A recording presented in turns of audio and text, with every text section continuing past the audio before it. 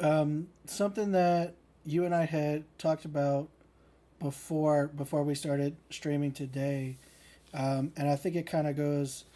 Um, so there's ways that your mind adjusts as you more deliberately applying the law, and then just conscious that you're doing it all the time.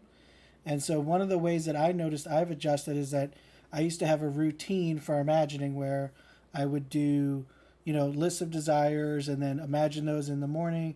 And then when they manifested or pick a certain scene every night. And whenever these things manifested, I would, record the day it happened and kind of the unfolding. And now just that routine has gone away because imagining has just integrated into being just a normal part of my life. Like the idea of having a set time of the day for affirmations never really made sense for me, but like that was something I was doing early on that I very quickly let go of because it's like there's no difference between an affirmation and a normal thought. Like all your thoughts are creative, man is all imagination. But so my question there is like, did you have a routine then that kind of changed?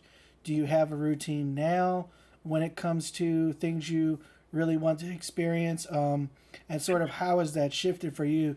Because for me, it went from having a very regimented routine that I could stick to now, like, there's not really a routine. Like, I will record manifestations when they happen, like, just to have a little record, but I don't need, like, I don't need to set aside a designated imaginal time every day because I know that I'm doing it all the time anyway, right?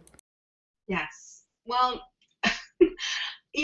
for me, it's always been a kind of try it as it comes, and I've tried a lot of things, and at the end of the day, it's all to kind of impress your subconscious mind. And scripting has worked really well for me. What's worked best for me is imagining, very clear. For me, I never really felt like I needed to repeat things. A lot of the times I would visualize it once, and that really is enough to impress your subconscious mind.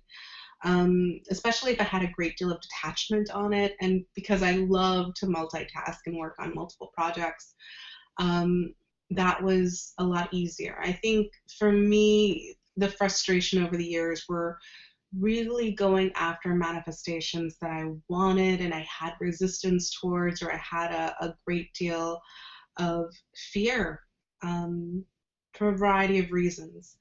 And repeating things, and maybe not necessarily to get the manifestation, but as a form of comfort in ruminating in regards to just that need, that desire of tethering that manifestation to safety or the feelings of safety and whatever exactly I was trying to manifest. And so the subconscious mind is incredibly malleable, and so is the 3D. But in routines, what I found, right, is that over time you are able to go ahead and develop these understandings of the world, and then ultimately they lead to beliefs. Very early on, I would play a great deal, not just in my sleep, but sometimes in my car over and over and over and over again. Everything magically works out for me. And finally repeated enough where there were moments where things would go wrong in my life, and I would say, oh no, everything just magically works out for me. And it was almost like just a reflex because I had ingrained it in myself so much and it become a belief. And once things become a belief, that's what dominates and that's what you want, to not have to be on that repetitive circle of I have to script every day, I have to do affirmations every day, I have to meditate to be able to go ahead and reach that state. There comes a moment where you just know and you understand and you have that peace because you have that core belief of everything works out for me. And even though this small thing or this big thing impacted how my day went, or my week went, or my project went, ultimately it's going to work out for me. And that, you know, beginning part of creating those habits to create those essential core beliefs really tether across all sorts of different aspects of your life, whether it is how things go at work, to I am a safe driver, to I always have healthy and loving relationships, and they are always reciprocal. So um, I did at the beginning, not as much now. I continue to do, as we all do, working on myself and working on beliefs. So one thing you had just brought up, and this is another area where I've had a big shift too, was we talked about like your mom, introducing your mom to the law. So I mean, I think a lot of people go through it first, where it's like you either have like a giddiness that this worked and you want to tell people, but there's still adequate doubt, or there's a version of belief where it's like I know this works, but other people are going to think I'm weird or crazy for thinking this or talking about this. And obviously now I'm publicly on the internet talking about it to whoever I want, but there still has been like specific manifestations of, oh, I don't necessarily want to tell that person, or something like that. But my question there is essentially is, um, when did you start telling other people in your life? What was that like, and what was that shift like in you? Because I know you are actually a little, even though I'm the one on camera right now, you're actually a little more open about talking about the law to other people than I am, as far as I can tell based on our conversations. So, sort of, what Yes. was that process like? Who were the some of the first people you were telling? What were their reactions?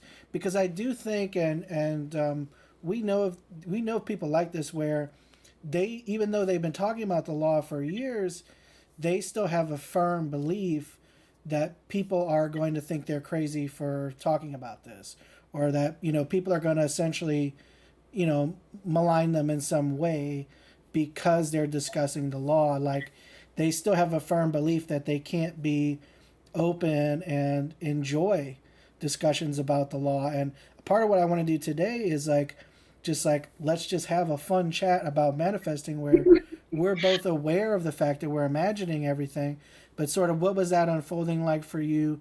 What were some of the people you told early on? How has that changed for you over the course of, discovering novel and applying the law consciously every day? Sure. So, I mean, like I said at the beginning, it took me personally over a year to even believe Neville, even though Neville just kept on coming back organically into my life so many times, time after time.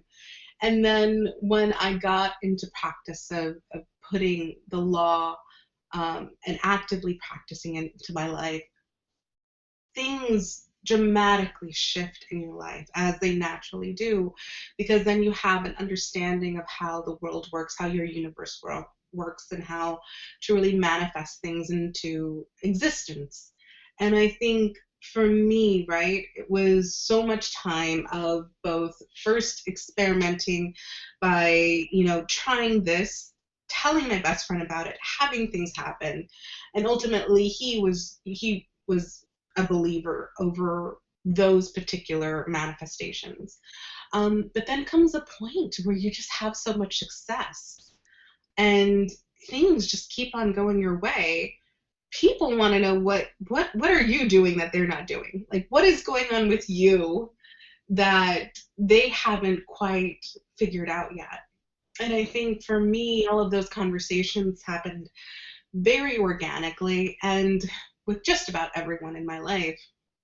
And, with my mother particularly, because I referenced her before, she and I were on vacation, and um, my father had decided he wanted to extend our stay. And I said, okay, well, I'm willing to stay, but only if we can stay at this particular resort where we were staying. And when I spoke to the manager that morning, she said, no, I'm sorry, we're completely sold out. And there's just no way that you can have a room to stay at this resort. I'm sorry. And so I said, well, let's see. I might take a look. But then I thought to myself, no, no, no, no. I'm just going to manifest that we get to stay at this resort another week. That's what I want. And I turned to my mother and I said, don't worry, Mom. God will provide for us. And so that morning, we went out to the beach and we walked around and had a lot of fun. And then, spent the day relaxing. And then it was, I believe, the next morning. I'd walk down to the front desk with my mother, and the manager just walked up to us and she says, "I want you to know there's been a cancellation for the person who actually had your room, and you will not have to even switch rooms, and you are more than welcome to stay there one more week." And my mother was flabbergasted, and she was just like, how did that happen? Like, how? And she used to just, say, "You're magic."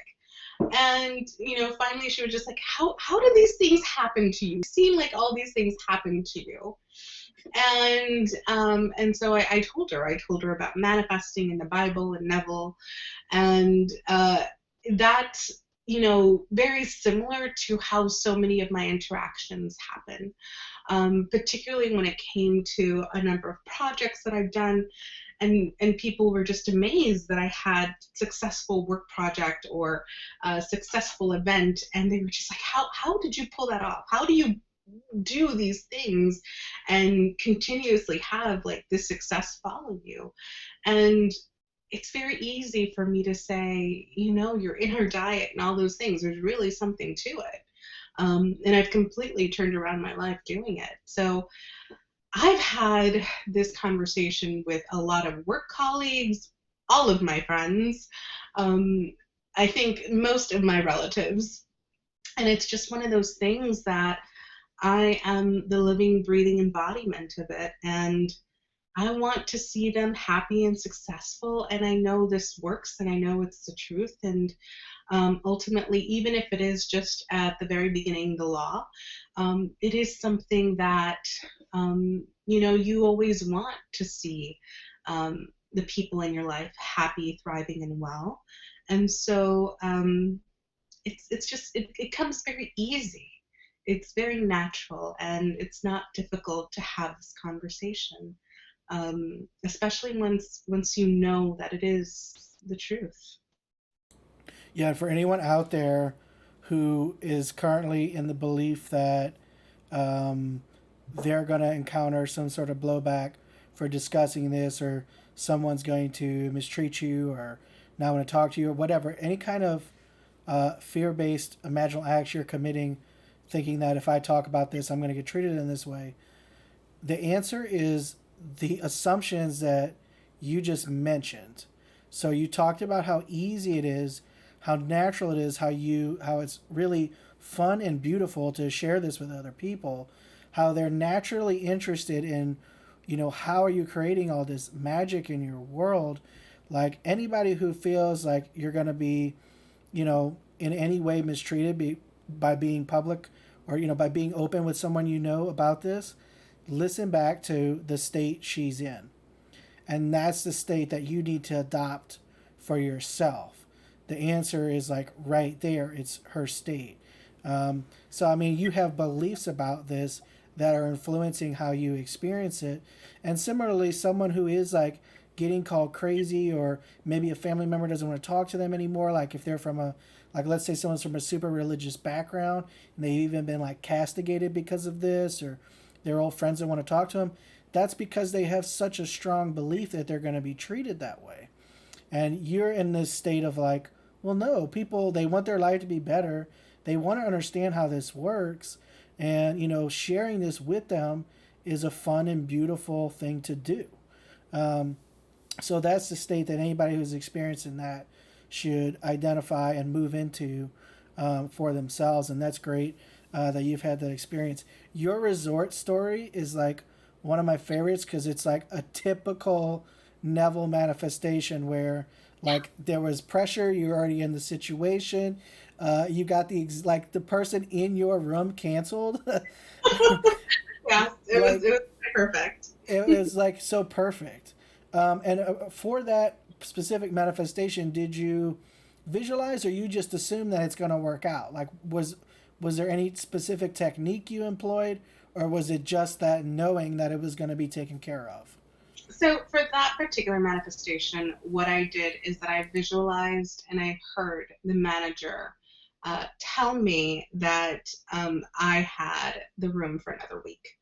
Um, it was just an added bonus that it was the exact room that I was staying, which just happens to be the room in both walking distance to the bar and the beach. So that just played out very beautifully. But and I've used a number of different techniques over the years, but in that particular case, that's exactly what I used. Yeah, that's awesome. All right, we're gonna take just a little quick break. If you need a refresh tea or something, go ahead. And if anybody has any questions for Daphne, be thinking about those. You post those in chat, and we'll give them an answer when we come back or later in the stream.